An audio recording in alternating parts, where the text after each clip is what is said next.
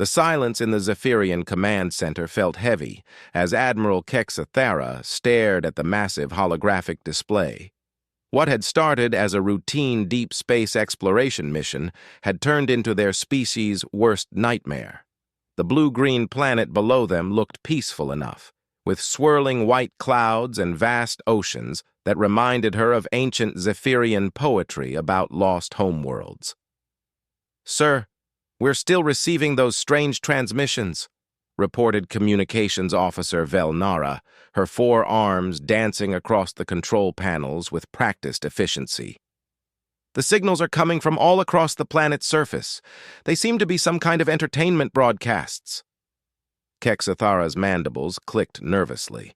3 days ago, their long-range scouts had detected what appeared to be a primitive civilization. The energy reading suggested they had barely achieved nuclear technology. It should have been a simple first contact scenario: observe from a distance, assess their development level, and decide whether to make peaceful contact or leave them to develop naturally.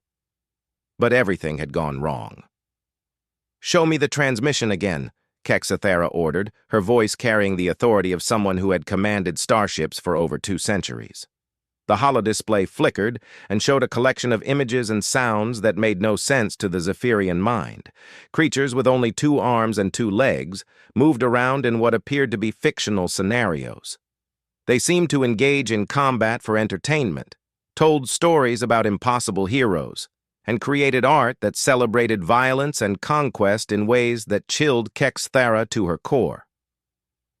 "These humans," she said, tasting the alien word carefully, "they broadcast their military training exercises as entertainment?" Science Officer Mordan stepped forward, his scarred carapace bearing the marks of battles fought in distant nebulae. "Admiral, we've analyzed hundreds of hours of their transmissions. What we initially thought were historical documentaries about their wars appear to be fictional stories created for pleasure. They imagine conflicts on a scale that defies logic." Kexathara watched as the display showed human actors portraying space battles involving thousands of ships, ground wars with millions of soldiers, and weapons that could destroy entire planets. The humans seemed to find these scenarios thrilling rather than terrifying. "But that's not the worst part," Morden continued, his voice dropping to almost a whisper.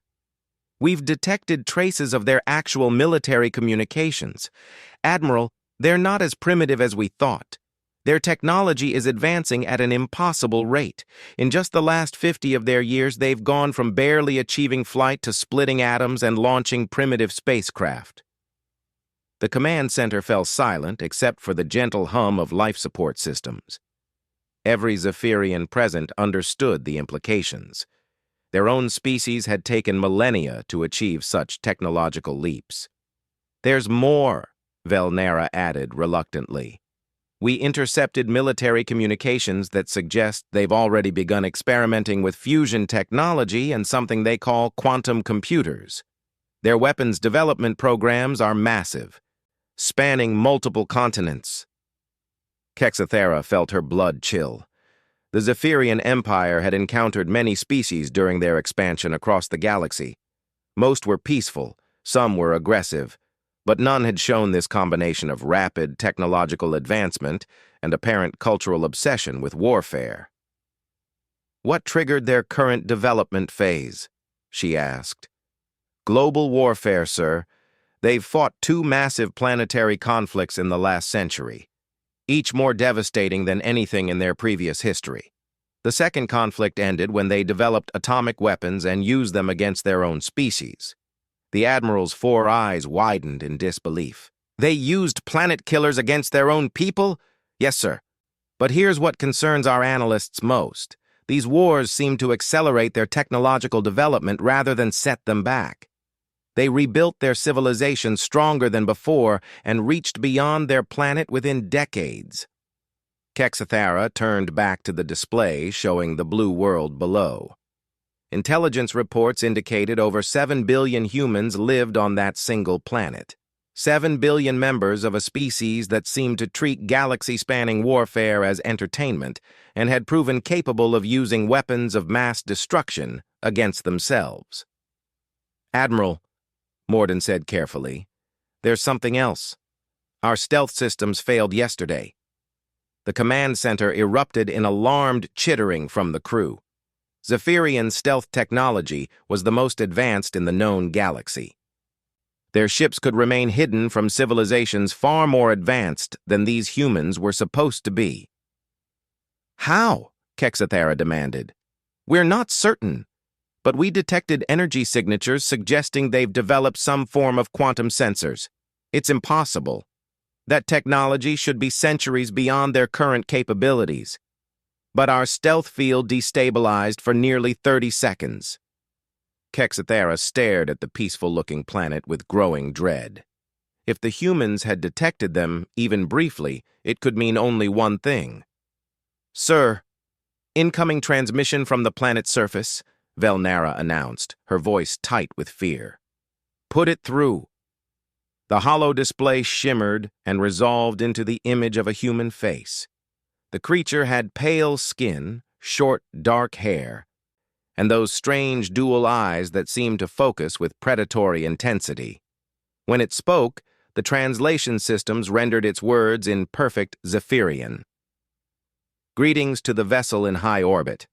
This is General Sarah Martinez, representing the United Earth Defense Force. We know you're there. We've been tracking your ship since you entered our solar system. Please identify yourself and state your intentions." The silence that followed felt like the moment before a star went supernova. Every Zephyrian on the bridge stared at the display in shock. Not only had the humans detected them, but they had managed to establish direct communication and somehow acquired translation capabilities. Kexathera found her voice. "This is Admiral Kexathera of the Zephyrian Exploration Fleet. We mean no harm. We were merely conducting a routine survey of your system." The human's expression didn't change. "Admiral, we appreciate your peaceful intentions. However, uninvited surveillance of Earth is considered an act of aggression under our planetary defense protocols. You have 1 hour to withdraw to a minimum distance of 1 light hour from our sun, or we will consider your presence a hostile action." Kexathera's mandibles clicked in confusion. "General Martinez, I believe there may be some misunderstanding. Our ship is equipped with weapons sufficient to sterilize your planet's surface. We are offering peaceful contact." For the first time, the human smiled. It was not a reassuring expression. "Admiral Kexathera, we're well aware of your ship's capabilities. We've been scanning your vessel for the past 18 hours. Your fusion cannons and plasma torpedoes are indeed impressive. However, you should know that Earth has not been defenseless for quite some time. You have 58 minutes to comply with our request." The transmission ended, leaving the Zephyrian crew staring at a blank display. "Admiral," whispered the sensor operator, "we're detecting massive energy spikes across the planet's surface. Whatever they're powering up, it's drawing more energy than their entire planetary grid should be capable of producing." Kexathera looked at her officers and saw her own fear reflected in their expressions. They had stumbled into something far beyond a simple first contact scenario. The humans weren't just more advanced than they appeared. They were actively threatening a ship that could destroy their world. Either these creatures were completely insane, or they possessed capabilities that made her weapons irrelevant. "Helm, prepare to withdraw to the specified distance," she ordered quietly. "Sir, are we really going to let a primitive species order us around?" asked her tactical officer. Kexathera watched the energy readings climb higher on her sensors. "Officer Naltek, when someone seems unconcerned about a gun pointed at their head, it usually means they have a bigger gun pointed at yours." As her ship began to move away from Earth, Kexathera couldn't shake the feeling that they had just made the biggest mistake in Zephyrian history. They had been observed by humanity. And now humanity knew they weren't alone in the universe. Admiral Kexathera's ship had barely reached the edge of the solar system when the nightmare truly began. The massive dreadnought Eternal Vigilance sat in the cold darkness between planets, its crew still trying to process what had happened at Earth. No species in recorded galactic history had ever threatened a Zephyrian vessel and lived to tell about it. "Admiral, we're receiving a priority transmission from Home Fleet," reported Velnara, her voice shaking slightly. "Put it through." The holographic display materialized the imposing figure of Fleet Admiral Zorthak, Supreme Commander of the Zephyrian military forces. His ancient carapace bore the scars of 100 battles, and his 4 eyes burned with the intensity that had made him a legend across the galaxy. "Kexthera, your initial report is either a joke or evidence of complete mission failure. Did you actually allow a primitive species to threaten our vessel?" Kexathara straightened her posture. "Sir, the humans are not what they appear to be. Our intelligence was completely wrong about their capabilities." "Explain." "They detected our stealth systems, established instant translation communication, and threatened retaliation if we didn't withdraw. Their energy readings suggest weapons platforms that rival our own technology." Zorthak's mandibles clicked in disbelief. "One ship, Kexthara. You have one ship with enough firepower to level their major cities, and you retreated because of threats?" "Sir, they weren't afraid. A primitive species should be terrified of contact with superior technology. These humans acted like they expected us." The Fleet Admiral's expression grew dark. "Admiral, you've created a diplomatic incident. The Galactic Council will view this as weakness on our part. A single ship retreating from primitives undermines our entire position in the Alliance." Kexathara felt her career crumbling around her, but she pressed on. "Sir, I request permission to maintain surveillance from our current position. Something is very wrong about this species." "Permission denied.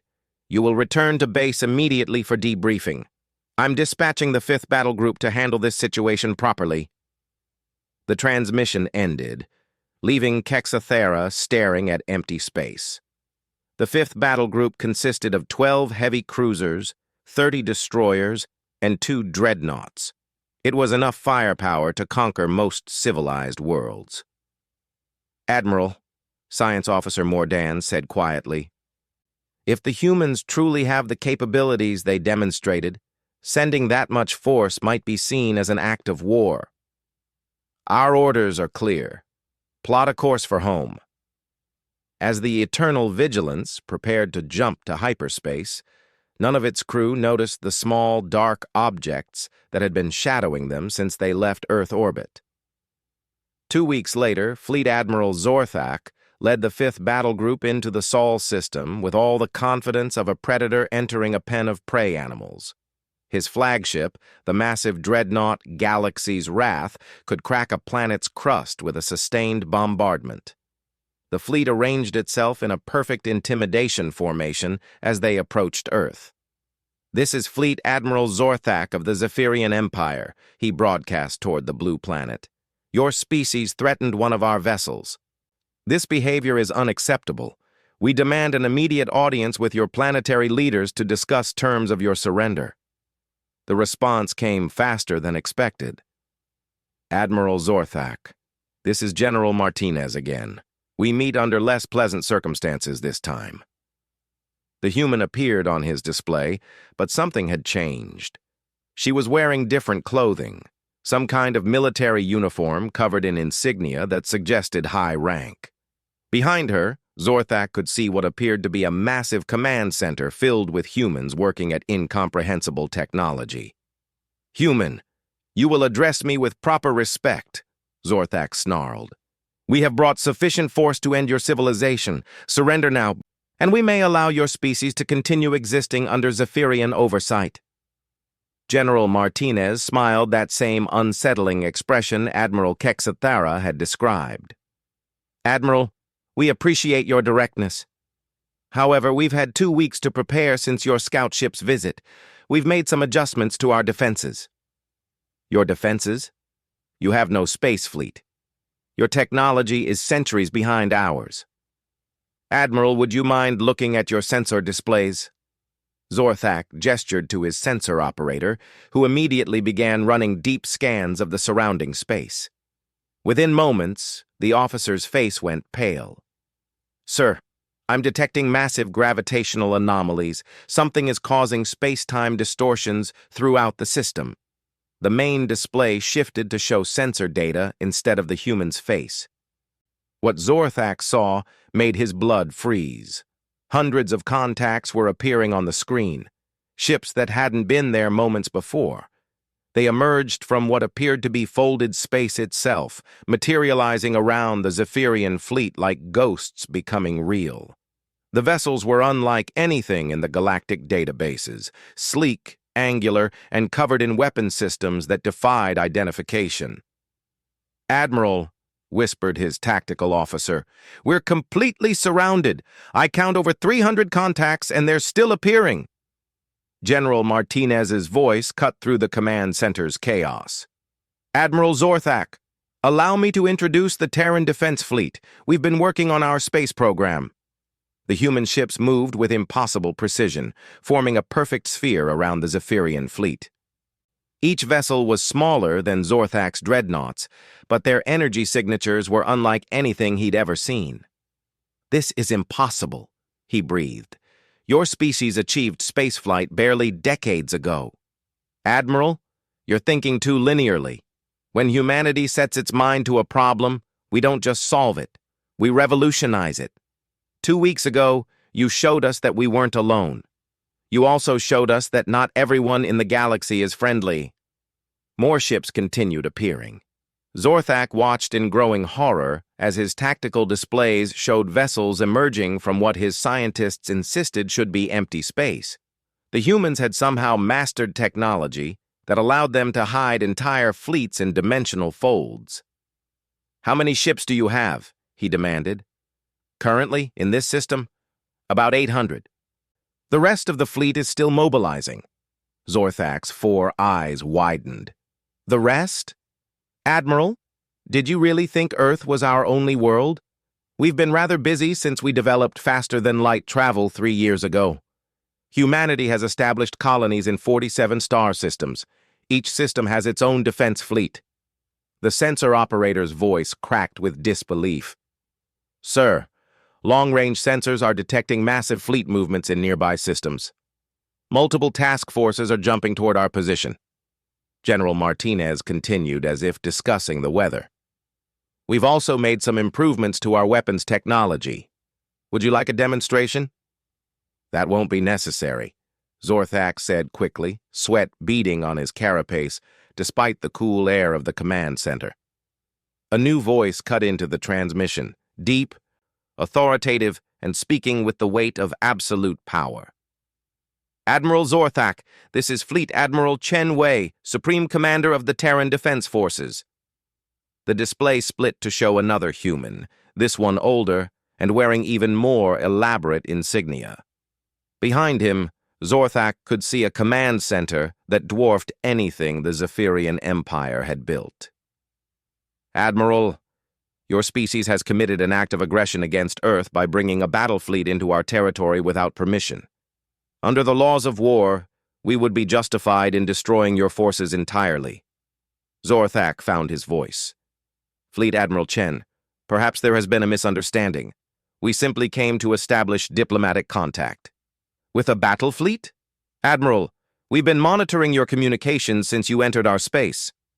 We know you came here to force our surrender. The human was right, and Zorthak knew it. But how were they monitoring encrypted Zephyrian military communications?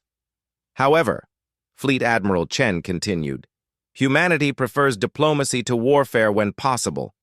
We're willing to allow your fleet to withdraw unharmed, provided you agree to certain conditions. What conditions?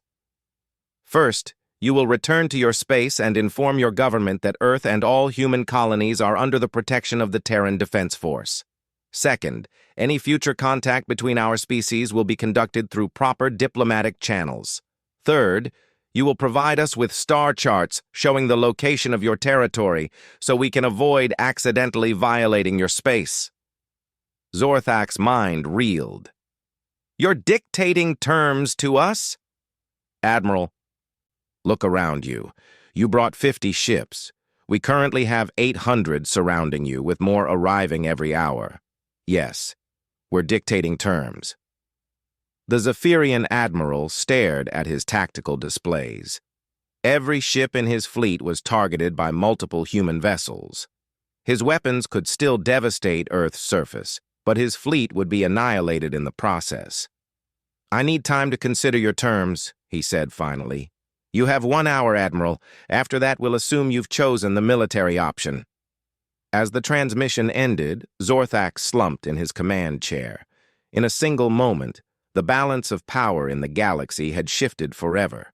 Humanity had gone from unknown primitive species to a force that could dictate terms to the mighty Zephyrian Empire.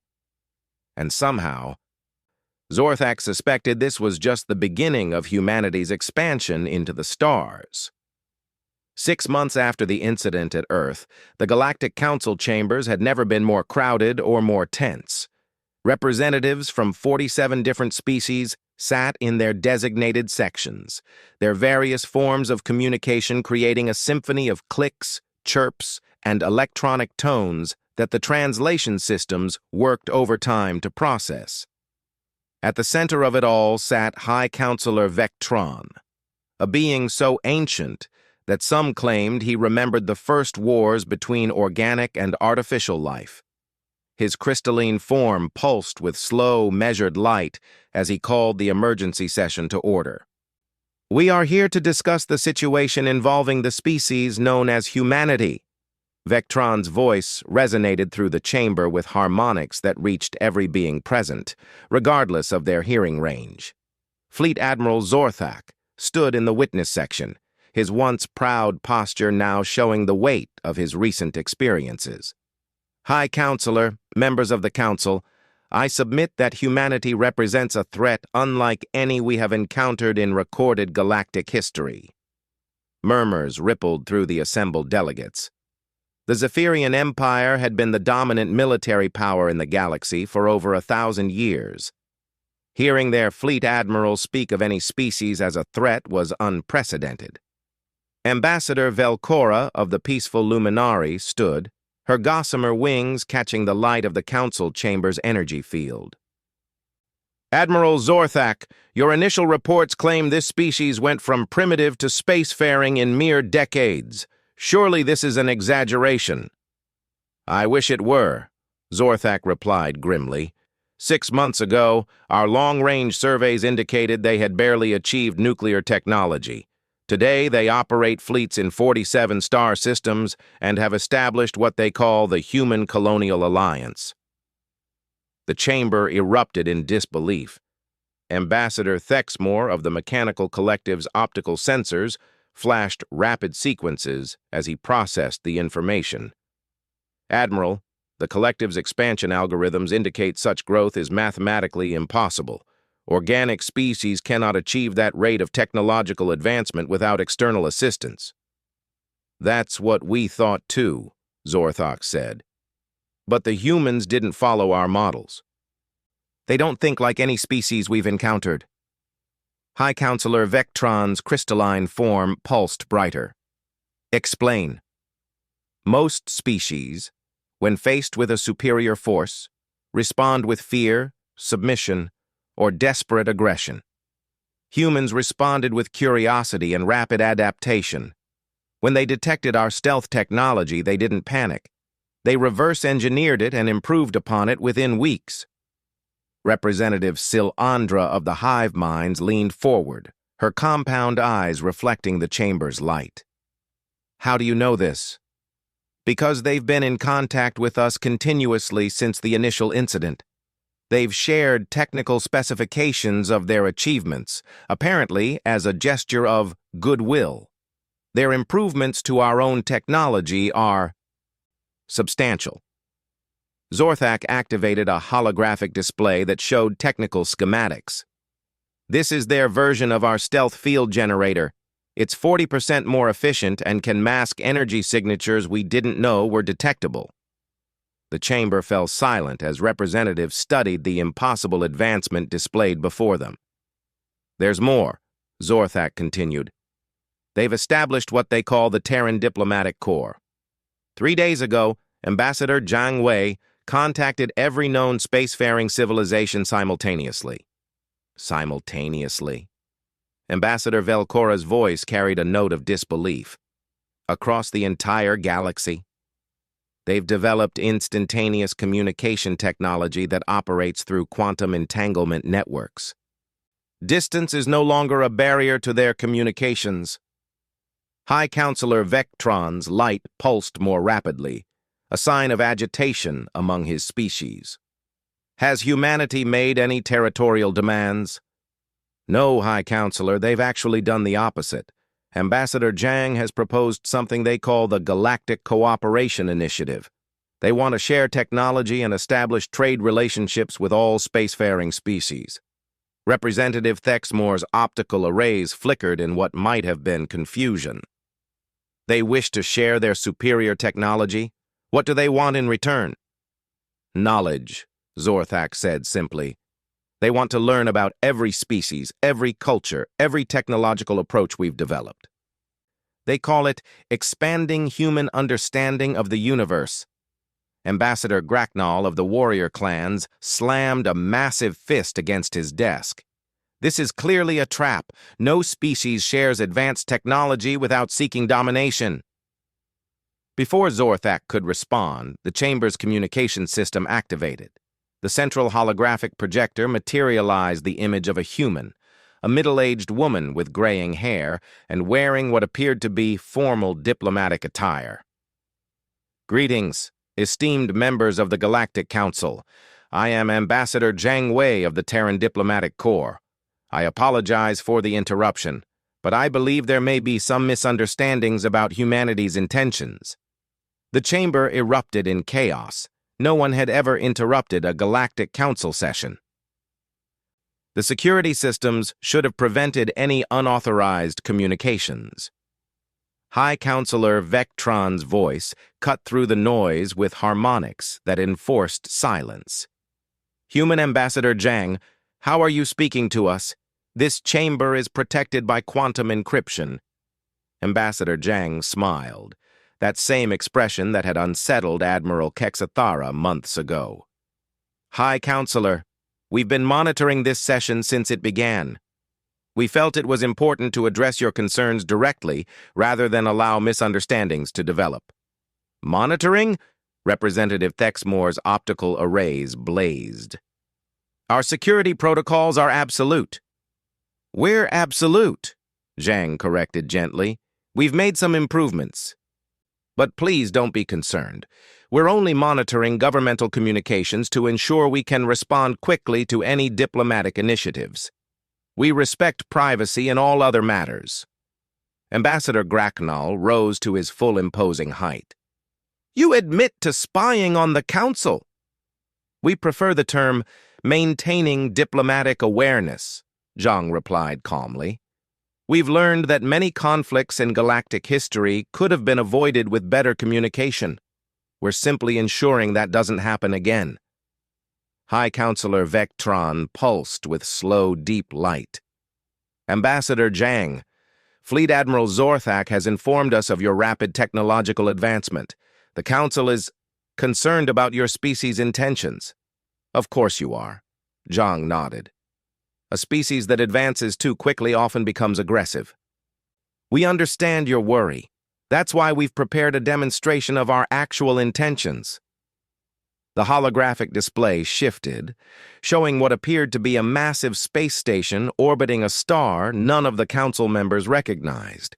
The structure was enormous, easily the size of a moon, and covered with what looked like agricultural domes and manufacturing facilities. This is Terra Station Alpha, currently in orbit around Wolf 359. 6 months ago, this system was empty. Today, it houses 12 million volunteers from 43 different species, all working together on projects for the betterment of the galaxy. The council chamber fell silent as the implications sank in. 43 species were already working with humanity. We've established similar stations in 17 systems, Zhang continued. Each one focuses on different research, medical advancement, agricultural development, stellar engineering, and peaceful exploration technologies. Every discovery is shared freely with all participating species. Ambassador Velcora spoke first. You're offering this cooperation to all species? Of course. Humanity believes that the universe is vast enough for everyone to prosper. Competition for resources only makes sense when resources are limited. With proper stellar engineering and asteroid mining, scarcity becomes a choice rather than a necessity. Representative Thexmore's optical arrays dimmed as he processed this information. The collective calculates that such cooperation would advance galactic civilization by approximately 2,000 years within a single generation. Our projections suggest it might be even faster, Zhang smiled. Humans are very good at exceeding projections. High Counselor Vectron's crystalline form pulsed with complex patterns that indicated deep thought. Ambassador Zhang, what does humanity want from the galaxy? To explore it together, Zhang replied simply. To learn from every species we encounter. To push the boundaries of what's possible. Humanity spent millennia fighting among ourselves over limited resources on a single world. Now we have access to an entire galaxy. Why would we waste that opportunity on conflict? Fleet Admiral Zorthak spoke quietly. High Counselor, in 6 months of contact with humanity, they have never made a single territorial demand, never claimed ownership of any system they've developed, and never restricted access to their technology. They've actually improved several of our own systems and returned the specifications freely. Because, Zhang said, humanity learned something important from our violent history. The species that survive and thrive are the ones that adapt, cooperate, and help others succeed. We've tried the alternative. It doesn't work. The chamber remained silent for long moments as representatives considered the implications. Finally, High Counselor Vectron spoke. Ambassador Zhang, on behalf of the Galactic Council, we accept your proposal for cooperation. However, we maintain the right to monitor human activities and reassess this relationship as needed. Zhang's smile became even brighter. High Counselor, we wouldn't have it any other way. Monitoring is welcomed. Transparency builds trust. We'll provide you with complete access to all our facilities and research. As the transmission ended, the Galactic Council found itself facing a new reality. For the first time in recorded history, a species had entered the galactic community not as conquerors or subjects, but as partners offering to share everything they had learned. And somehow, despite all their fears and projections, the greatest military powers in the galaxy found themselves hoping that humanity's optimism was justified. Because if it was, they had just witnessed the beginning of a new golden age among the stars.